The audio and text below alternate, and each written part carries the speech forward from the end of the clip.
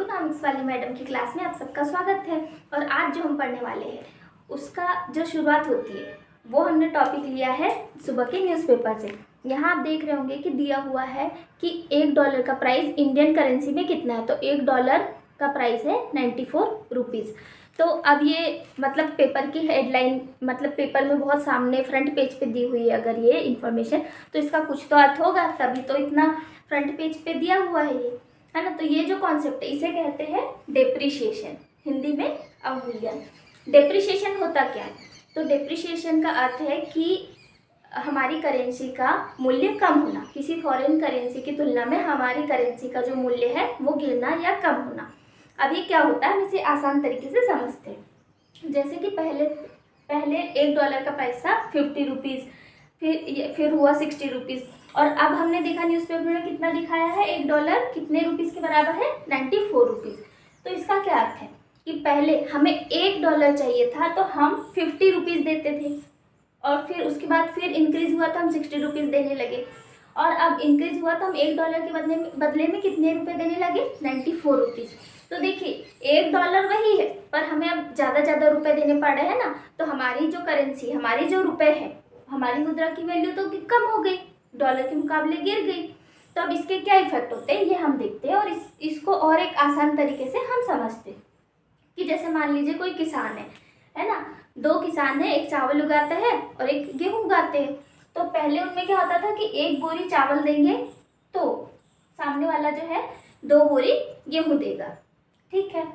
अब क्या हुआ कि उसने कहा चावल वाले किसान ने कि नहीं, हम तो 1 बोरी ही चावल देंगे, आप हमें 20 बोरी गेहूं दो। तो इसमें क्या हुआ, पहले 1 बोरी चावल के बदले में 2 बोरी गेहूं देता था, ठीक था। अब 1 बोरी चावल के बदले में 20 बोरी गेहूं देना पड़ा। तो इसमें नुकसान किसका हुआ, जो गेहूं उगाने वाला किसान है। क्यों? क्योंकि पहले उसे 2 बोरी देना होता था गेहूं, अब वो कितना देगा, 20 बोरी गेहूं देगा, और मिलेगा उसे कितना, जितना पहले मिलता था, 1 बोरी चावल मिलता था उतना ही मिलेगा, ठीक है। तो इसमें क्या हुआ, किसान जो गेहूं वाला किसान है उससे तो नुकसान हो गया, है ना।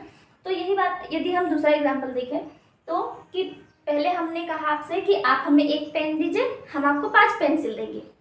उसके बाद हमने क्या कहा, नहीं अब हम आपको 1 ही पेन देंगे लेकिन आप हमें 15 पेंसिल दो। तो इससे क्या हुआ कि हमारे जो रिसोर्सेज होंगे वो, क्योंकि हमें $1 चाहिए तो हमें उसके बदले में पहले हम 5 पेंसिल लेते थे, तो अब 15 पेंसिल लेंगे। तो हमारे जो रिसोर्सेज होंगे वो पेंसिल बनाने में ज़्यादा खर्च होंगे। क्यों? क्योंकि हमें ज़्यादा पेंसिल आपको देनी है, तभी आप हमें 1 जो है पेन दोगे, है ना, ठीक है। तो अभी इसका पूरे का सार क्या निकला हमारा कि जो $1 है उसका प्राइस पहले मान लीजिए 50 था, फिर 60 हुआ, और फिर आज की डेट में कितना हो गया है, 94 रुपीज़, है ना। हमने न्यूज़पेपर में देखा 94 रुपीज़ हो गया है, $1 बराबरी से 94 रुपीज़, है ना। तो इसका मतलब क्या हुआ कि हमारी जो इंडियन करेंसी है वो डॉलर के मुकाबले में गिर गई, डॉलर के कंपेयर में हमारी जो करेंसी का मूल्य है वो कम हो गया। तो ये जो हमारे कॉन्सेप्ट पढ़ा है ये क्या कहलाता है, अवमूल्यन। अवमूल्यन और डेप्रिसिएशन का अर्थ है किसी अन्य करेंसी की तुलना में हमारी करेंसी की, हमारी मुद्रा का मूल्य कम होना या गिरना। अब इसके कुछ फायदे और नुकसान भी होंगे, तो हम देख लेते हैं कि क्या है, इसका प्रभाव किस पर क्या पड़ता है। तो सबसे पहली बात जो हम यहाँ पर देखेंगे कि ऑयल बिल, जैसे अभी हम बहुत सारा रिसेंट देख भी रहे हैं कि हमारे को ऑयल जो है पहले कम में मिलता था, अब 106 रुपये हो गया उसका, है ना। और जो हमारे ऐसे गैस जो मंगवाते हम, है ना, तो उस सब पर इसका क्या असर पड़ेगा, है ना। क्योंकि हम सबसे ज़्यादा ऑयल मंगवाते हैं और गैस मंगवाते हैं, और अभी जो हमारी ज़रूरत है वो इसी पर है, इसलिए तो इन चीज़ों के प्राइस बढ़ रहे हैं, क्योंकि हमें इन चीज़ों की ज़रूरत है और हम मंगवाते ही हैं चाहे इनका प्राइस कितना भी हो जाए। तो इसीलिए इस पर भी इफेक्ट पड़ा है इस डेप्रिसिएशन का। कैसे? अब जैसे देख लीजिए, हम पहले ऑयल जो मंगवाते थे तो हमारा ऑयल बिल होता था, मान लीजिए हमें $100 पे करने होते थे, और हमारे $1 की जो वैल्यू थी पहले 50 रुपीज़ थी, तो हम $100 का बिल होता था तो हम कितना पे कर देते थे, 5000 रुपीज़ पे कर देते थे, है ना।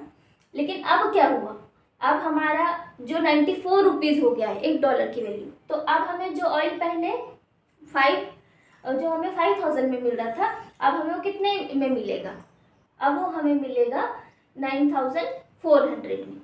ठीक है, 9400 में मिलेगा। तो यहाँ हमारे 5400 का इंक्रीमेंट हो गया, इसमें इंक्रीज हो गया। और जबकि हमें इसमें फ़ायदा कुछ नहीं हुआ हमारा भी, पहले भी हम इतना ही ऑयल मंगवा रहे थे, अब हम उतना ही ऑयल मंगवा रहे हैं अभी भी, लेकिन हमें उतने ही ऑयल के लिए, गैस के लिए अब पहले से ज़्यादा पेमेंट करनी पड़ी।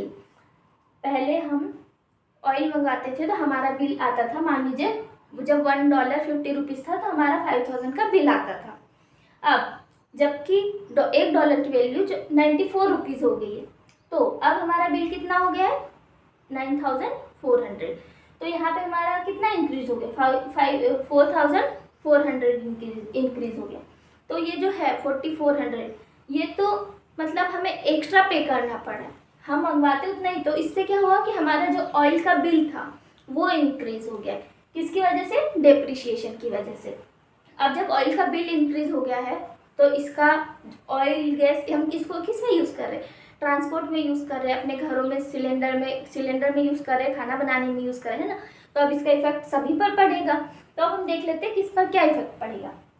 तो हम सबसे पहले देख लेते हैं कि इससे क्या होगा कि सबसे पहले तो रुपए की क्रय शक्ति, परचेजिंग पावर जो है हमारी इंडियन करेंसी की वो कम होगी, और परचेजिंग पावर जो डॉलर की है वो बढ़ गई, है ना। कैसे, क्योंकि पहले हम 50 रुपीज़ दे रहे थे, अब 94 रुपीज़ दे रहे हैं, तो हमारी परचेजिंग पावर तो कम हो गई। अब मान लीजिए ये एक पेन है, $1 का मिलता था, पहले हम इसके लिए 50 रुपीज़ देते थे, अब हमें कितना देना होगा, 94 रुपीज़। तो हमारी जो परचेजिंग पावर है वो तो कम हो गई ना, और डॉलर की परचेजिंग पावर बढ़ गई। पहले ये मान लीजिए वो खरीदता था कि पहले $1 में वो एक पेन खरीदता था, अब वो $1 में लगभग 2 पेन खरीद लेगा। यदि एक पेन की कीमत 50 रुपीज़ हुई, तो यहाँ पे देखिए $1 में 50 रुपीज़ होते थे, तो $1 में एक पेन खरीद लेता था, अब ये लगभग 94 रुपीज़ हो गया। तो ऐसे वो 2 पेन खरीद सकता है, तो डॉलर की परचेजिंग पावर तो बढ़ गई, ठीक है।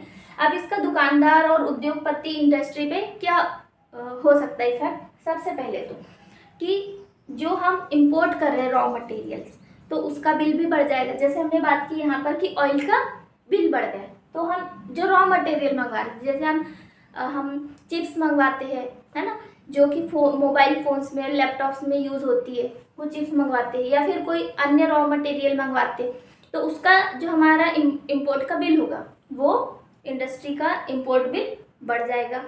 दूसरी ओर यदि वो एक्सपोर्ट करते, आप चाहे अपना रॉ मटेरियल एक्सपोर्ट करते, चाहे फिनिश्ड गुड, है ना, एक्सपोर्ट करते, या अपना कोई भी सामान बाहर अगर बेचते, तो पहले उनको मान लीजिए इस एक पेन का $1 मिलता था, यानी 50 रुपीज़ मिलता था, अब इस एक पेन का $1 यानी कितना मिलेगा, 94 रुपीज़। तो इनको कितना फ़ायदा हो गया, अब 44 रुपीज़ का फ़ायदा हो गया। तो यदि हम इंपोर्ट करते हैं तो हमारा रॉ मटेरियल का बिल बढ़ेगा, हम नुकसान में जाएंगे, और यदि हम एक्सपोर्ट करते तो ये हमारे लिए फ़ायदे की बात होगी। अब हमने नेक्स्ट लिया है किसान। अब आप सोचिए कि किसान तो इस सब में कहीं कोई है ही नहीं। कोई ऐसे सोच सकता है कि किसान को इससे क्या फ़र्क पड़ेगा, वो तो अपने खेत में उगाएगा, अपना अनाज खाएंगे, उनको ये डेप्रिसिएशन हो रहा है नहीं हो रहा उससे क्या मतलब है। लेकिन आप ये सोचिए, किसान अपने खेत में क्या उगा रहा है, सिर्फ अनाज ही उगा रहा है। किसान अपने खेत में कपड़े तो नहीं उगा रहा, किसान अपने खेत में पेन, कॉपी, पेंसिल, है ना, चादर हो गई, बिस्तर हो गया, ये सब तो नहीं उगा रहे। और इस पर भी बड़ी बात, किसान अपने लिए सिर्फ खाना ही उगा रहा है ना, ऐसा तो है नहीं कि, और उसमें भी खाना उगा रहा है, ये अच्छी बात है, बहुत बड़ी बात, लेकिन वो सारी फसलें तो नहीं उगा पा रहे होंगे, है ना, वो भी किसी ना किसी से कुछ ना कुछ लेते ही होंगे, ठीक है। तो इसलिए इन सब को, जो हमारी चीज़ एक हो रही है डेप्रिसिएशन, उसमें कोई भी नहीं छूटेगा, हर एक व्यक्ति उसमें इफेक्टेड होगा ही होगा। अब जैसे किसान है, वो जो अपनी खेती कर रहा है, ट्रैक्टर तो यूज़ करेंगे ही, ट्रैक्टर यूज़ करेंगे तो उसमें क्या यूज़ करेंगे, उसमें यूज़ करेंगे वो डीजल, है ना। अब यहाँ पे 2 चीज़ें, एक तो वो डीजल मंगवाएंगे तो क्या होगा कि हम जो ऑयल मंगवा रहे हैं उससे फिर डीजल एक्सट्रैक्ट हो रहा है, तो उसका भी बिल बढ़ जाएगा। अब उसके लिए तो डीजल की कॉस्ट बढ़ जाएगी, तो मतलब उसके लिए जो खेती, जो वो अनाज उगा रहा है उसकी भी कॉस्ट बढ़ जाएगी, है ना। और जो हम ट्रैक्टर मंगवा रहे हैं, तो कुछ ट्रैक्टर के पार्ट यदि हम बाहर से इंपोर्ट करवाते, तो हमारा इंपोर्ट जो है रॉ मटेरियल का इंपोर्ट, वो भी महंगा हो जाएगा। तो हमारा फिर जो ट्रैक्टर है, जो फिनिश्ड गुड बनेगी, वो भी महंगी हो जाएगी। एक तो ये हो गया। दूसरा इसका पॉजिटिव इफेक्ट होगा किसानों पर। जो किसान बाहर अपना जो है सामान एक्सपोर्ट कर रहे हैं, जैसे उन्होंने जो भी उगाया है, अपना मसाले उगाए हैं या कुछ चीज़ें उगाई है, वो एक्सपोर्ट कर रहे हैं। तो पहले उनको मान लीजिए कि वो जितना करते थे तो उसमें $1 के बदले 50 रुपये मिलता था, अब उनको $1 के बदले 94 रुपीज़ मिलेंगे। तो इसमें किसानों का फ़ायदा हो गया। जब किसान एक्सपोर्ट करे या फिर कोई दुकानदार है, कोई इंडस्ट्री है, कोई उद्योगपति है, वो एक्सपोर्ट करे तो फ़ायदा होगा, और यदि कुछ इम्पोर्ट करे तो हमें लॉस होगा। फिर आता है हम स्टूडेंट्स पर क्या इसका असर हो सकता है।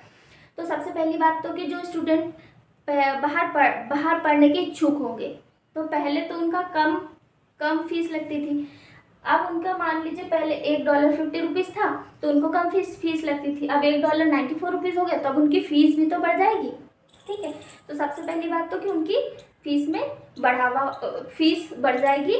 ठीक है, और दूसरी चीज़ है कि स्टडी इन फॉरेन, ये महंगा हो जाएगा। दूसरी चीज़ है कि फॉरेन ऑथर्स की बुक जो होगी, या फिर कुछ बच्चे फॉरेन कोर्सेज लेते हैं ऑनलाइन और फिर पढ़ाई करते, तो फॉरेन ऑथर्स की बुक वो भी महंगी हो जाएगी।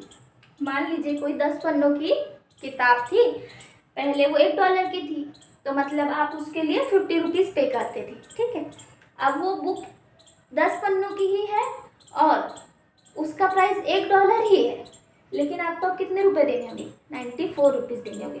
तो स्टूडेंट के लिए तो ये क्या है, नुकसान वाली बात होगी, है ना। फिर तीसरी चीज़ इसमें है कि स्टूडेंट जो है अपने कॉलेज, यूनिवर्सिटी या स्कूल आना जाना करते, तो जो उनका ट्रांसपोर्ट होगा वो भी क्या होगा, ट्रांसपोर्ट उनका बिल बढ़ जाएगा। ठीक है, क्यों? क्योंकि हमने देखा कि जब डिप्रिसिएशन, अवमूल्यन हो रहा है ना, हमारी मुद्रा का मूल्य कम हो रहा है, डॉलर की वैल्यू बढ़ रही है, और हम ऑयल के लिए किस में पेमेंट कर रहे हैं? $1 में पेमेंट कर रहे हैं। तो उससे क्या होगा कि हमारा ट्रांसपोर्ट का, हमारा ऑयल का बिल बढ़ जाएगा। और ऑयल किस में यूज़ हो रहा है? ट्रांसपोर्टेशन में, व्हीकल्स में। तो हमारा ट्रांसपोर्टेशन का जो खर्चा है वो बढ़ जाएगा। तो उससे क्या असर हो सकता है कि मान लीजिए कोई स्टूडेंट हफ्ते में 6 दिन में से मान लीजिए पहले 5 दिन क्लास आता था, अब वो और कम कर देगा। हो सकता है 3 ही दिन क्लास है, 2 ही दिन क्लास है। अब सोचिए, क्योंकि अब पेट्रोल महंगा हो गया है, हमें ज़्यादा किराया देना पड़ रहा है बस में, या हमारा अपने पर्सनल व्हीकल से जा रहे तो उसका पेट्रोल का हमारा खर्चा बढ़ गया, तो इसलिए वो कॉलेज, स्कूल आना थोड़ा कम कर देंगे, तो इससे उनकी अटेंडेंस भी कम हो जाएगी। ठीक है, अब हम बात कर लेते हैं कि इसका जो है टीचर्स पे क्या इफेक्ट पड़ेगा। तो हम देखते हैं कि कुछ टीचर्स जो होते हैं वो फॉरेन के बच्चों को पढ़ा रहे होते हैं, है ना। तो पहले मान लीजिए कि वो $1 जब 50 रुपये था तो उनको 50 रुपीज़ मिलता था। अब वो उतने ही टाइम पढ़ा रहे हैं, उसी बच्चे को पढ़ा रहे हैं, और जो कोर्स वो पहले पढ़ाते थे, नए नए बच्चे इनरोल होते जा रहे हैं, तो उनको नए बच्चों को वही कोर्स पढ़ा रहे। लेकिन अब उनको कितने रुपए मिलेंगे? अब उनको $1 के बदले 94 रुपीज़ मिलेंगे। मतलब यहाँ पे क्या है कि टीचर फॉरेन के बच्चों को पढ़ा रहा है, तो उसे डॉलर में जो पेमेंट मिलेगी वो उसकी पेमेंट बढ़ गई है। तो ये सब है डिप्रिसिएशन के इफ़ेक्ट्स, और डिप्रिसिएशन का हमने ये कॉन्सेप्ट जाना। तो आई होप कि आपको समझ में आया कि ये छोटा सा दिखने वाला शब्द अवमूल्यन, डिप्रिसिएशन, हम सबको, पूरी की पूरी इकोनॉमी को, एक एक व्यक्ति को कैसे इफेक्ट करता है। और आपने इकोनॉमिक्स वाली मैडम की क्लास ज्वाइन की और आपने यहाँ पर अपना टाइम दिया, इसके लिए thank you so much. Like, share, subscribe जरूर कीजिएगा।